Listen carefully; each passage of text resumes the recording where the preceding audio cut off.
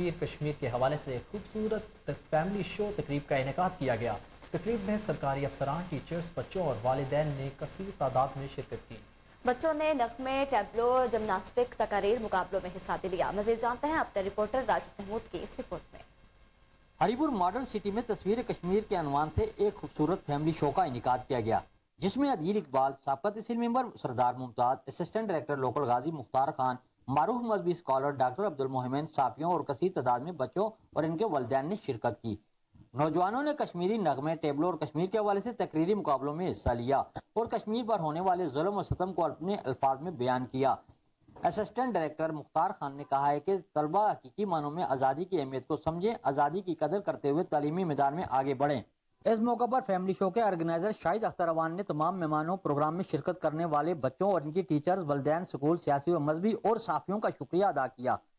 تقریب کے اختتام پر کشمیری نغموں میں پوزیشن ہولڈرز کو سرٹیفکیٹ اور انعامات بھی تقسیم کیے گئے۔ شاہد اختر ایوان کا مزید کہنا تھا کہ بچوں نے بہترین جمناسٹک، ٹیبلو، تقاریر، نغمے پیش کر کے تقریر کی رونقیں باہر رکھیں۔ ان کا مزید کہنا تھا کہ ایک دن ضرور آئے گا کہ تمام کشمیری عوام آزاد فضا میں سانس لیں گے، جہاں انہیں ہر قسم کی آزادی و سہولیات میسر آئیں گی۔